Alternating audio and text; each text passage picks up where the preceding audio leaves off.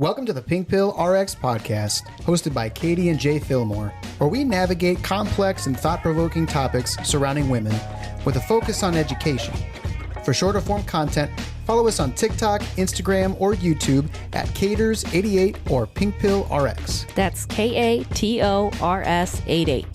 If you enjoy this podcast, please give us a follow and maybe a nice review. Okay, last episode, you had mentioned something about talking about Jesus and women, right? Because I was talking about my graduate school program. Right. For those of you who don't know, I'm going for a master's degree in theology right now, which may surprise you. But you said, hey, let us know what you think. And on Spotify, it was like a 50-50 split in the comments about not wanting Jesus stuff. Same thing with DMs that I got and emails that I got. And it was like a pretty passionate 50-50 split. What were the reasons that people gave? I don't remember. Didn't want religious content. Okay. Well, and just talking about how the Bible is very misogynistic. Yeah. Well, I thought it'd be fun to take everybody on a wild ride. This is not religion per se, but instead this is how has the patriarchy used religion, specifically Bible passages that on the surface might seem problematic, how they use them to oppress women, to take away women's voices in the religious space. So it's not necessarily we're talking about religion, but we're talking about how religion has been weaponized to control and stifle the influence of women. This is not like a Sunday school lesson or something like that. This is more about, how has this been used as a weapon? Yeah, it's not like proselytizing. Right, yeah. Yeah. Did I say that word right? Say it again? Proselytizing? I think the T is silent. I think it's proselytize. No, we don't even know how to say the word. Proselytize. Proselytize. Sometimes I just say words and I stumble over the part I don't know. I do the same thing. And I just hope, and even when I'm writing, I do that sometimes. Gosh. When I was teaching, I'll just write a little messier. Yeah. And then just hope that I before the E, they can't really tell if that's an E or an I. I don't know. You know how many times when I was teaching and I was on a whiteboard and I'm writing some word, I did the same thing. I would scribble it a little bit. They know what it means. I know what it means. No one needs to know how I spelled it, though. Yeah, I mean, what is written language except a way to convey ideas to each other? If you get the idea, I'm successful. I have always struggled with spelling my whole life. I know. Okay, the way that you say that is like you have pity on me. It's because I remember your Zanga posts from 2003, 2004. Yeah. At the time, though, I didn't recognize any spelling errors. It's when we look back at them as adults, and I was like, oh, my. Well, did I communicate? I knew exactly what you were saying. Thank you. You were successful. Okay. So, back to this is a non-religious episode, but talking about how religion and feminism overlap here. So it's not Jesus stuff per se, but what I'm going to do, this is part 1, the Bible versus women. Maybe there'll be a part 2 if the listeners aren't too mad at me. Maybe, I guess we'll have to find out. We'll find out. Okay. So first of all, we're going to look at one particular verse in the Bible today. We're going to take it apart historically, culturally, and talk about how it's been weaponized and who still uses it to weaponize and who doesn't, like denominationally. Oh, okay, good. This will be kind of fun. Okay, now, a trigger warning. If you have had religious trauma or if you've just been a woman in the church, I have some religious trauma in my background that I don't think I've talked about on the show or not. But even for me as a man reading this verse brings up some feelings in my body about it. Okay. So the verse is in the New Testament, 1 Timothy chapter 2, verse 11 through 14. And again, I'm even feeling it before I read it. Trigger warning for those of you that have religious trauma in your past. You ready, Katie? I'm ready. I'm feeling it already. Yep. Let a woman learn in silence with full submission. I do not permit a woman to teach or to have authority over a man. She is to keep silent. For Adam was formed first, then Eve. And Adam was not deceived, but the woman was deceived and became a transgressor. Oh! Okay. I just threw up a little bit in my mouth. Now, I'm going for a master's in theology. So I like this kind of stuff, but reading that, I'm like, however, let's pick it apart, okay? Okay. But I am legit feeling a little nauseous after reading that because I know that the visceral reaction that I'm having and that other people are going to have listened to it. Well, I mean, we already know how much, it's done so much damage. Yes. I've heard this for so many times. Back when I was in like my hyper-conservative fundamental church years, this was touted all the time. It was unbelievable. I'm still so angry about it. But that's what makes me passionate about like this episode and looking at it the right way. Okay? So, first of all, who wrote 1 Timothy? Most people are like, oh, Paul the Apostle, because he wrote his name in the introduction. And he wrote like the majority of the New Testament, right? Okay. But did he write this? Did he write 1 Timothy? Well, let's dive into that first of all. So, okay, it was pseudepigraphy was a common practice in the ancient Near East and in the first few centuries of the Common Era. So it's where disciples would write in the name of their teachers after their teachers had already died. So people would write in the name of, so someone might write in the name of Paul, but it really wasn't Paul. It was one of his disciples who wanted to carry on his teaching after he died. First of all, when they would do this, so like disciples would write as if their teacher was the author because they wanted to extend their teacher's authority beyond their lifetime. And it wasn't like they were trying to deceive people. It was more about like they wanted to faithfully transmit their teacher's teaching because of how valuable they viewed that it was. And so they would try and match the vocabulary, try and match the phrasing, the theological perspectives, or the way they would frame arguments or stories. They would write in their teacher's name and address situations that the teacher never directly addressed.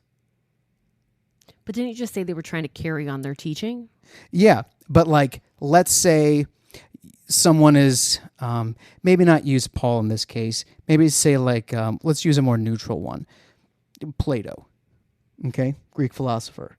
Somebody might write in Plato's name after he's dead to address situations that did not occur during Plato's lifetime, so Plato never had the opportunity to address it. So instead, his disciples who are carrying on his teaching and learn from him are writing as if they are him, saying what they believe he would have said for that situation. Okay. That type of thing. So it was kind of like an honorary thing they were trying to do with this imitation. And there is a lot of doubt in 1 Timothy if Paul even wrote this sucker. 1 Timothy and 2 Timothy and Titus, all three of these books, they use a lot of words and expressions that don't appear in Paul's other writings. Because there's writings of Paul that are not disputed by scholarship. He wrote these. And then there are some that are disputed. These three were disputed. Colossians is disputed. And Ephesians is disputed. Okay, so there's a chance that Paul may have not wrote these. Now, I'm not going to get into a whole, like, why'd they end up in the Bible? Well, that's a whole different episode. Anyway, so a lot of things in these letters that show that Paul probably didn't write this. The vocabulary is different. The church structure is different. There's a lot of deacons and elders and more of a hierarchical thing, which is more like 2nd century than when Paul was around, like year 50 to 60 Common Era. There's some theological differences in these letters. And some of the situations mentioned in these letters, like certain false teachings and stuff, show historically it's probably later than Paul's lifetime. So there's a good chance he didn't even write this thing. What are your thoughts on that? Honest thoughts are I don't really care who wrote it. I'm upset that it was written, or that it's being used the way that it's being used. I should say, not upset that it was written necessarily, but that like it's being used the way that it was used, and it only gives less. Like, I think it only makes me more upset the thought that Paul didn't write it and that it could be this fringe writer or this writer that's like a pseudo writer of him, like, because it's like, while you really had to like it that much that we could just look past the fact of all the disputes that it's not written by Paul or by a disciple. Yeah.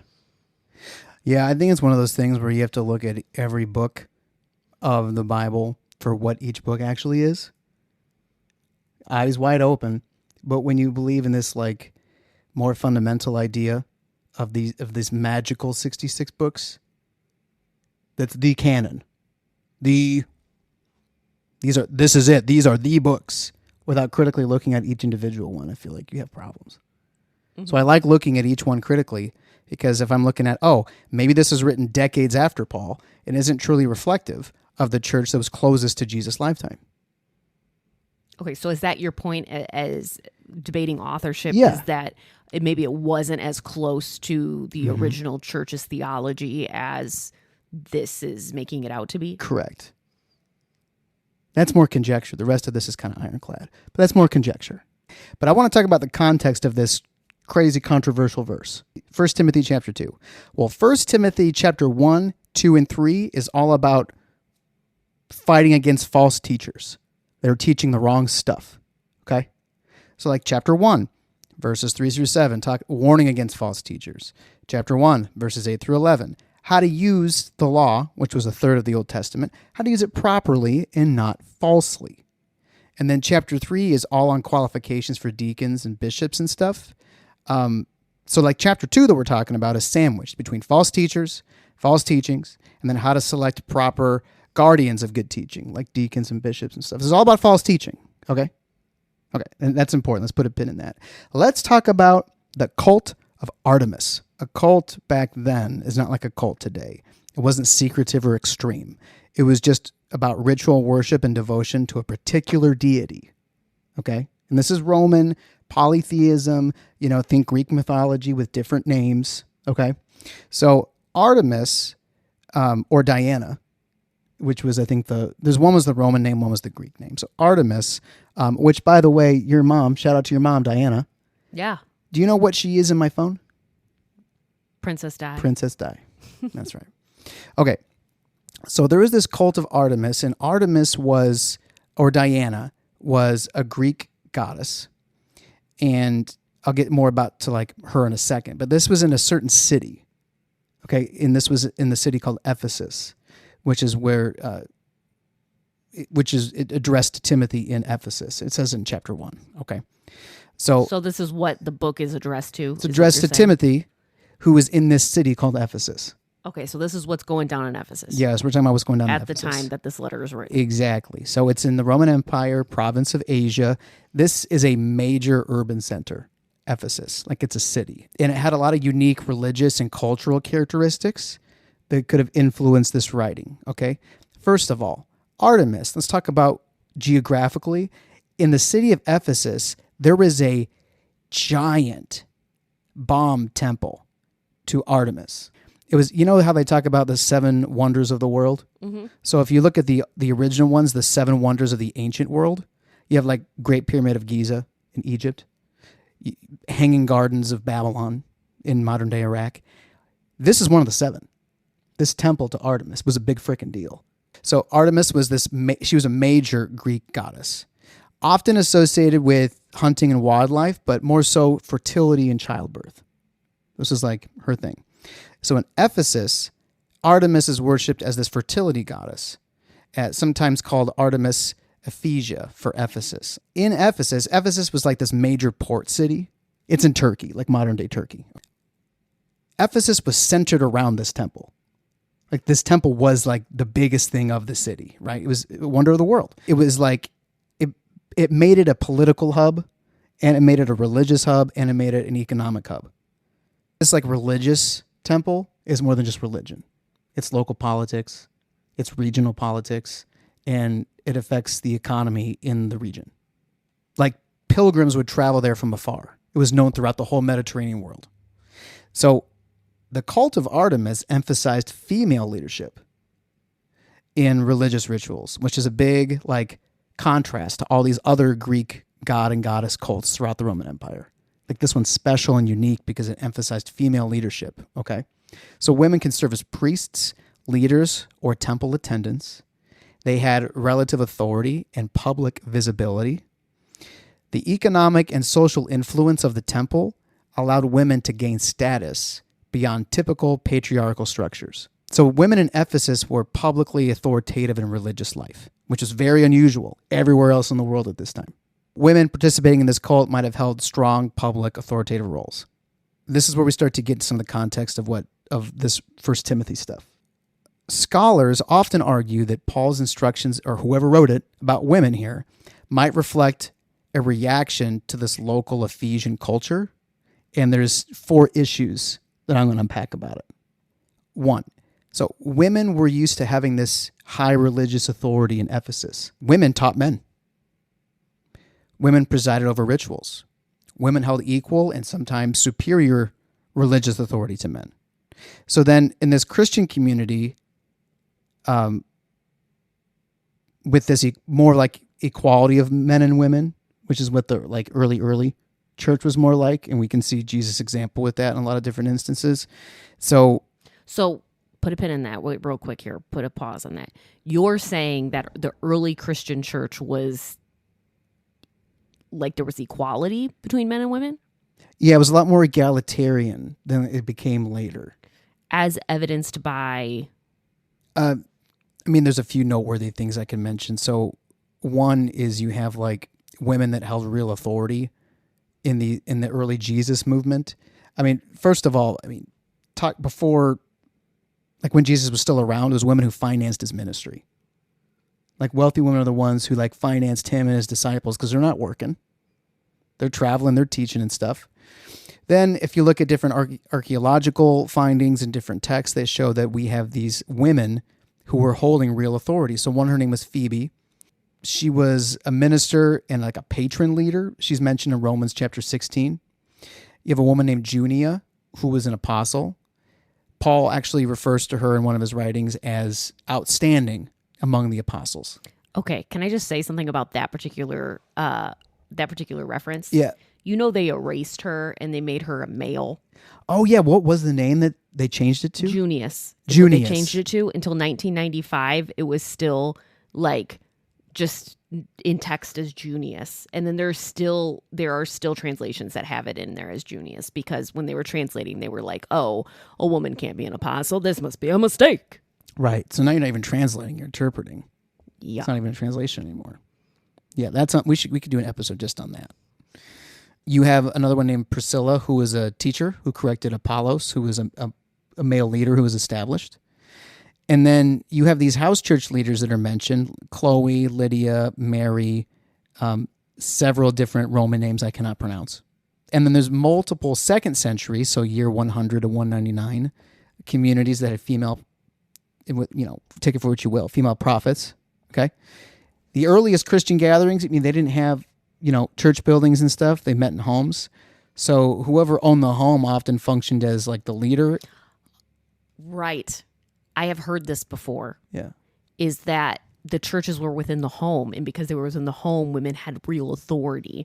And then whenever the churches were institutionalized and it was made legal, that actually divested women of authority within the church. Because they're not meeting in homes. Yes, exactly. Yeah. Yep. And a lot of these women like that these homes were in were wealthy women, so they led the stuff. And then also like there are things in early Christianity that attracted women because it raised their status. Like Christian households, they banned common Greco-Roman practices like infanticide, especially for girls, forced marriages, abandonment of widows. Like these were common cultural things that Christian households banned, and they would not participate in these different things. Early Christian ethics actually told men to control themselves rather than police women's behavior, which we actually see the reversal in modern, like evangelical and conservative circles, right? Mm-hmm. Well, what was she wearing? Yeah. No, it's you control yourself. And then like by the late 1st century, you start kind of seeing things swinging back the other way, which is probably around the time that 1 Timothy would have really been written if it wasn't written by Paul. This is when the pendulum's kind of swinging the other way, because Christianity was spreading in this Roman patriarchal culture. You had some politics kicking in. Male leaders wanted more legitimacy in the wider Roman world. And, charismatic, prophetic women made men uncomfortable. You can see this because in Paul's, like the undisputed letters, like the ones I mentioned where he's talking about women like Junia and Phoebe and stuff, his undisputed letters, you see women leading freely. And then pastoral epistles like Timothy, that we're talking about, Titus, were written later in Paul's name, and they show some anxiety here about women teaching and having authority, which is what we're talking about today. And then there's also, there's things related to Jesus and his ministry and how his interactions with women starkly contrasted common culture at the time in the way that he elevated women by his interactions with them. Back to Ephesus. Okay, so we're still at issue number 1. So women were used to this high religious authority.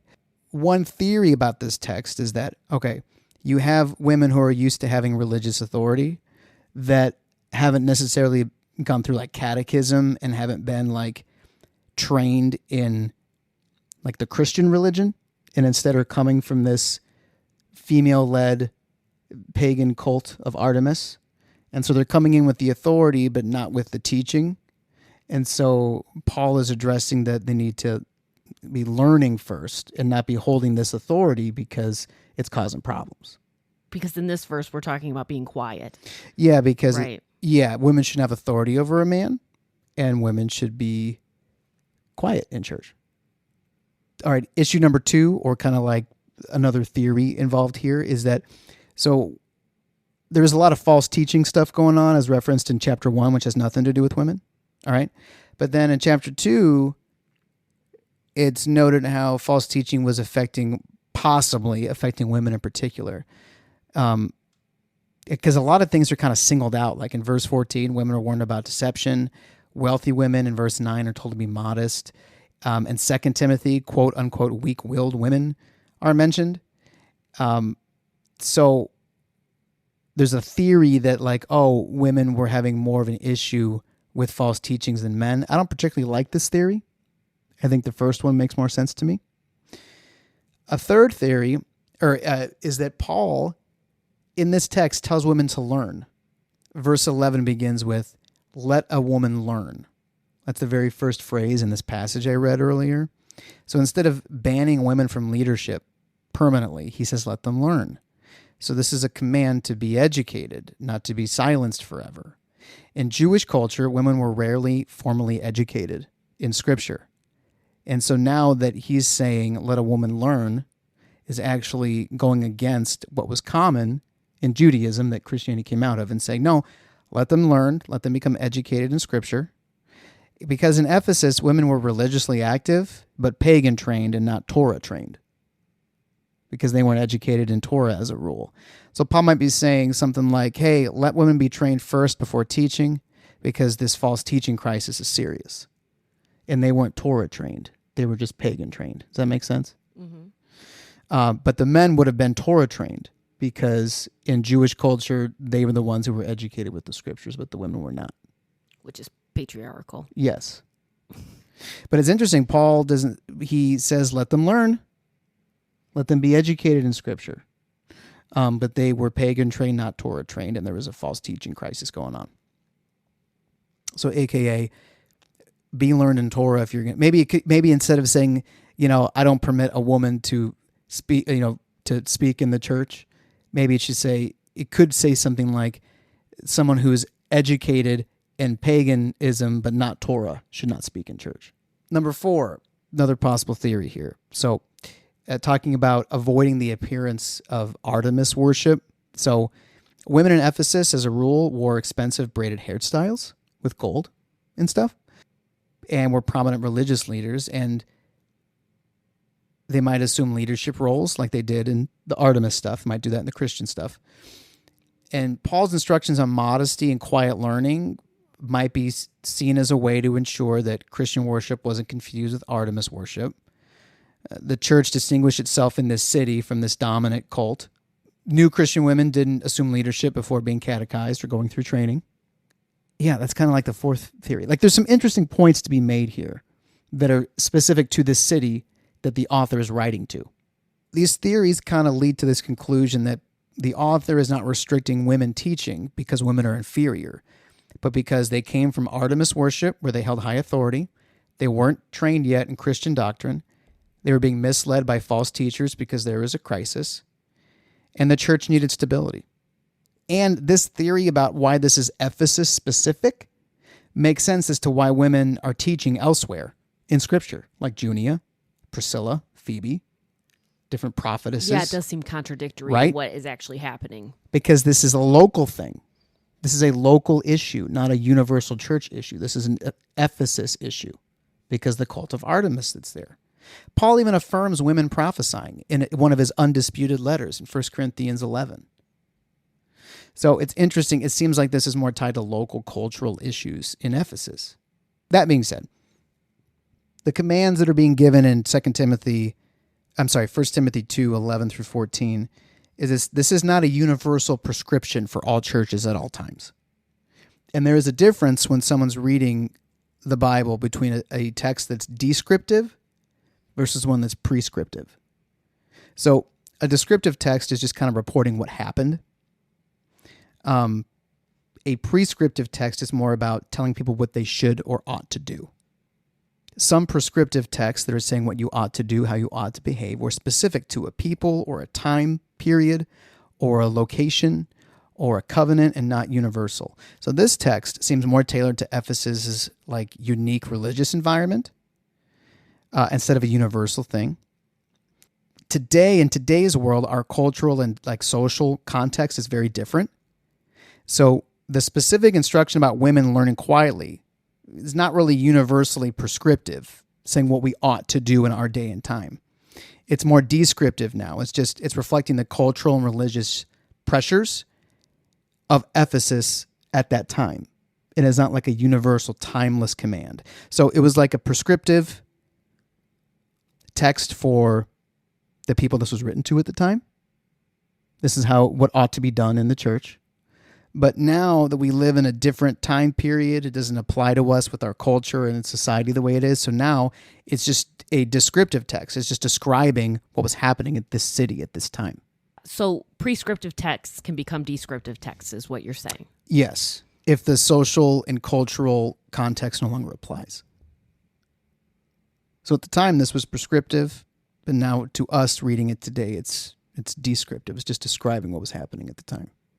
So this text has been used for a very, very, very long time to silence women in the church when it was really about something specific going on at Ephesus at the time, is what it appears like. How was this used? Well, in pre-medieval church, like 3rd to 5th century, maybe some 2nd century, they used it to caution against women teaching publicly. But it was often like connected with social decorum and church order than like a universal like prohibition on it. That didn't come till later. In medieval Roman Catholic, this supported male-only priesthood. Women could participate as nuns. They could teach other women or be catechists. Or you can teach the children. Or the children. But ordination was restricted to men. And this was a text that was used for that. Protestant Reformation. So Martin Luther, John Calvin, so Lutheran and Reformed traditions, cited this passage to restrict women from preaching in public or holding church offices. They could teach, like you said, children or other women, but they couldn't be ministers, elders, or pastors. Church of England, Anglican Church, until modern times. Same thing, historically, male-only clergy. This text is cited in debates about it. And now, in modern times, you have different conservative evangelical denominations. The Southern Baptist is a convention or conference. It officially cites this in support of complementarianism, which is that men and women have distinct roles in the church, but pastoral authority is reserved for men. You know, complementarianism is interesting to me because I don't think that there's a lot of biblical support for that in the early church. Oh, I totally agree. Like, it looks like there was equally male and female leadership. And I'm not saying like equal numbers of male and female leadership. I'm not saying that. But I'm just saying that it doesn't show this like, oh, this is your role and this is my role. Yeah. Doesn't seem like that it's came like about. Everybody's just going balls to the wall. Yeah. Do you know what I'm saying? Like, yeah, they're hustling out there. Yeah. You know, rather you be Junia in prison with Paul and Paul being like, man, she's better than me. Yeah. Yeah. You had, was it Priscilla corrected a male teacher. Yeah, I mean, it doesn't. I think the complementarianism is just an interesting, very just fundamental interpretation. Mm-hmm.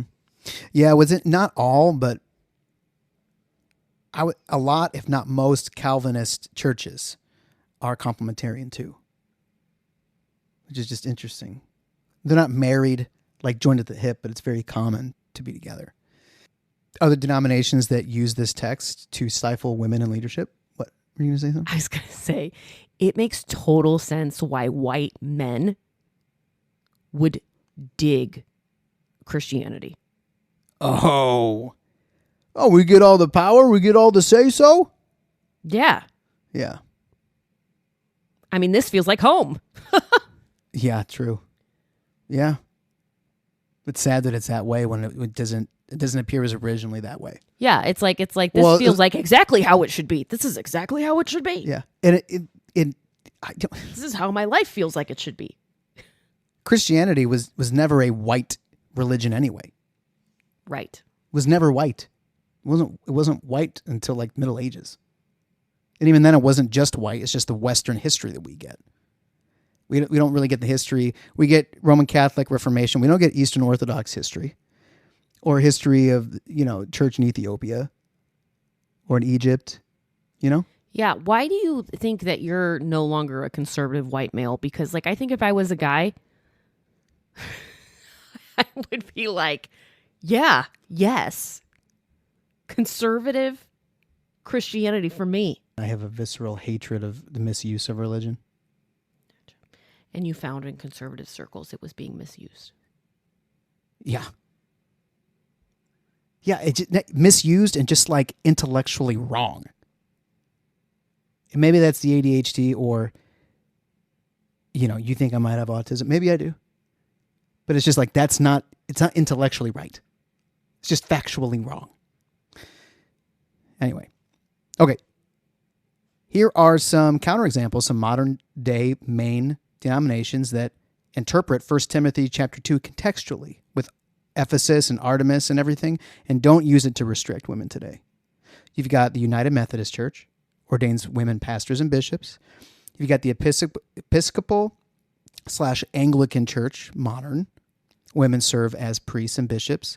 Evangelical Lutheran Church in America, Presbyterian Church in America, Salvation Army, Church of the Nazarene, and they all interpret it similar or adjacent to the way that we've kind of talked about it today, where this was a specific issue with a specific city, a specific culture, and a specific time. It is not a universally applied Bible verse.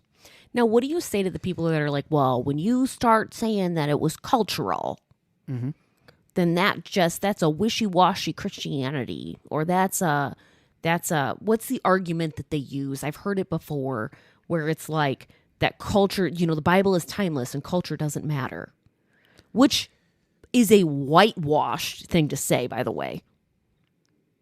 Total white supremacy thing to say.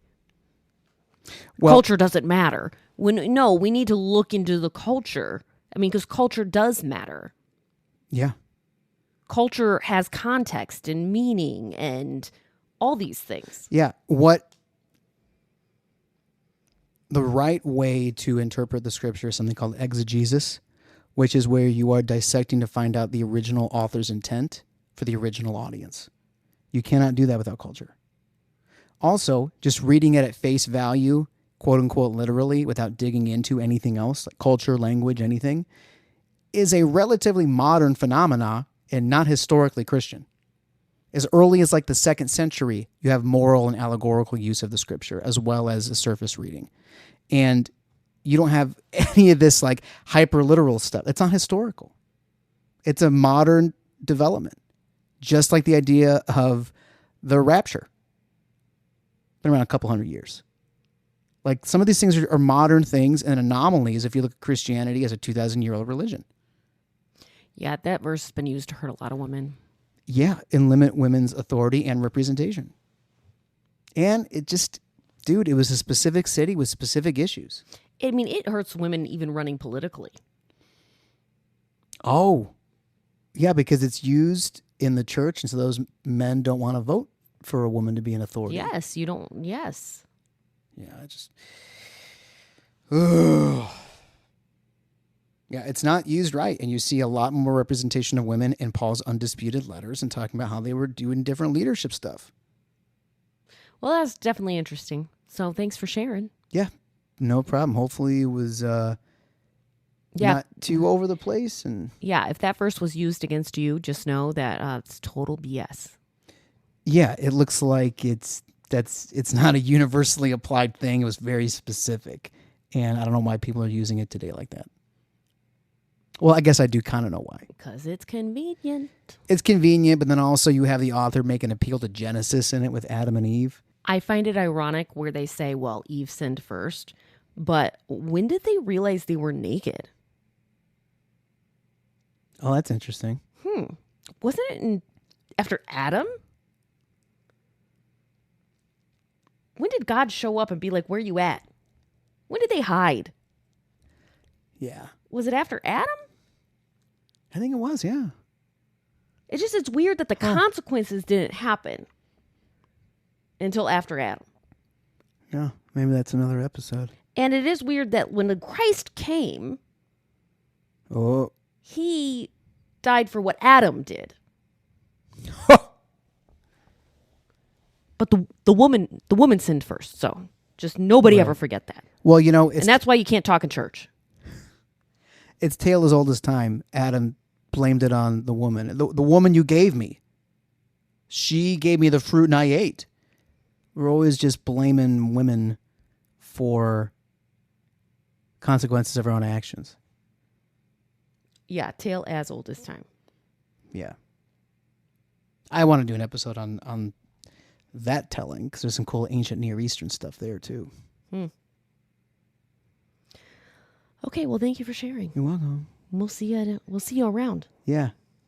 Tear me up in the comments if you want to. I hope for those of you listening, something was intriguing or sparked a curiosity or you felt affirmed or challenged. Stay educated. Take the pink pill. If you enjoyed this podcast, please give us a follow and maybe a nice review.